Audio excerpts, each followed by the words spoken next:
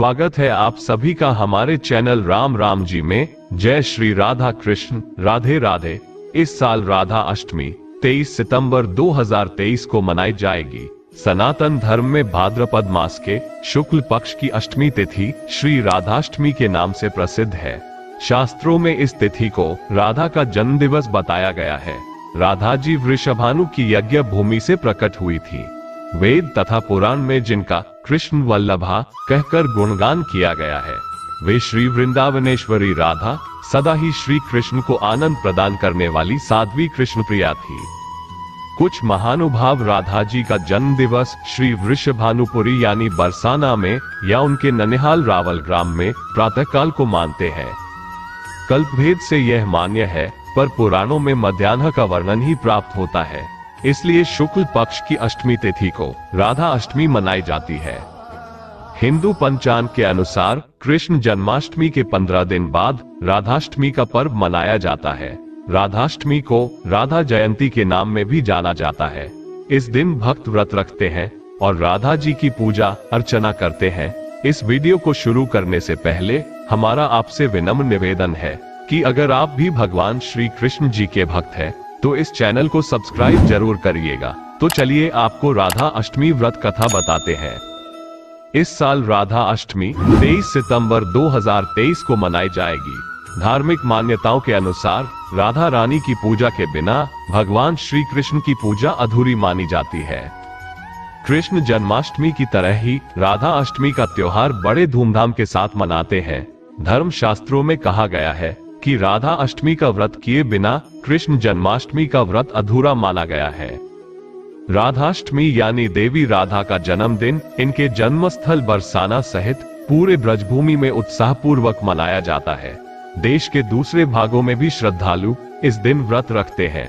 देवी राधा देवी मां लक्ष्मी का ही अंश है, जो भगवान श्री कृष्ण की लीला में सहयोग करने के लिए प्रकट हुई थी। ऐसी धार्मिक मान्यता है कि देवी राधा के जन्मदिन यानी भाद्र कृष्ण पक्ष अष्टमी से शुक्ल पक्ष की अष्टमी तक जो साधक देवी राधा की पूजा करते हैं और राधा मंत्रों का जप करते हैं, उन पर देवी लक्ष्मी की खास कृपा हो जाती है। आइए अब जान लेते हैं राधा अष्टमी व्रत कथा को। पौराणिक कथाओं के अनुसार राधा माता गोलोक में श्री कृष्ण के साथ निवास करती थी। एक बार देवी राधा गोलोक से कहीं बाहर गई। जब वापस आई तो देखा कि कृष्ण भगवान गोलोक में नहीं है। उस समय भगवान श्री कृष्ण अपनी एक सखी विराजा के साथ गोलोक में घूम रहे थे। ये बात जब राधा जी को मालूम हुई तो उन्हें गुस्सा आया और वो सीधे उनके के पास पहुंची गई। वहां पहुंचकर उन्होंने भगवान श्री कृष्ण को काफी भला बुरा कहा। राधा जी का यह व्यवहार भगवान श्री कृष्ण के मित्र श्रीदमा को बुरा लगा और उन्होंने राधा को पृथ्वी पर जन्म लेने का श्राप दे दिया। राधा रानी को इतने गुस्से में देखकर कृष्ण भगवान की सखी विराजा भी वहां से चली गई। इस श्राप के बाद राधा ने बदले में श्रीदमा को श्राप देते हुए राक्षस कुल में जन्म लेने का श्राप दे दिया। राधा रानी के द्वारा दिए गए श्राप के कारण ही श्रीदमा का जन्म शंखचूड़ दानव के रूप में हुआ था। दानव में जन्म लेने के बाद भी भगवान विष्णु का अनन्य भक्त बना। वहीं दूसरी ओर राधा रानी ने भी पृथ्वी पर वृषभानु के घर पुत्री के रूप में जन्म लिया, लेकिन राधा रानी वृषभानु जी की पत्नी देवी कीर्ति के गर्भ से नहीं जन्मी थी। दरअसल जिस समय श्रीदमा और राधा रानी ने एक दूसरे को श्राप दिया, तब भगवान श्री कृष्ण ने राधा रानी से कहा कि आपको पृथ्वी पर देवी कीर्ति और वृषभानु जी की पुत्री के रूप में रहना है। इसके आगे भगवान श्री कृष्ण ने राधा रानी से कहा कि जब आप विवाह के योग्य हो जाएंगी तो आपका विवाह मनुष्य के अवतार में रायण नामक एक वैश्य से होगा। हालांकि वह भी मेरे अंशावतारों में से ही एक होगा। आप धरती पर भी मेरी प्रियतम बनकर ही रहेंगी, परंतु हम दोनों को वहां बिछड़ने का दुख सहना होगा। हे राधा रानी, अब आप धरती पर जन्म लेने की तैयारी करें।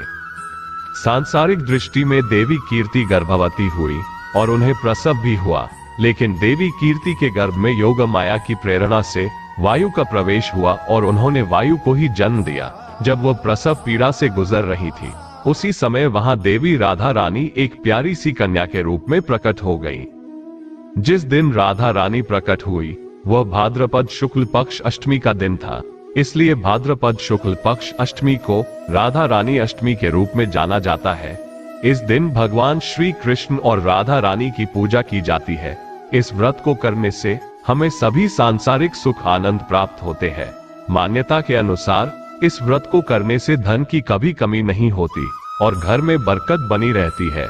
आप सभी को हमारी ओर से राधा अष्टमी की हार्दिक शुभकामनाएं। भगवान श्री कृष्ण हम सभी की मनोकामनाओं को पूर्ण करें। जय श्री कृष्ण। राधे राधे।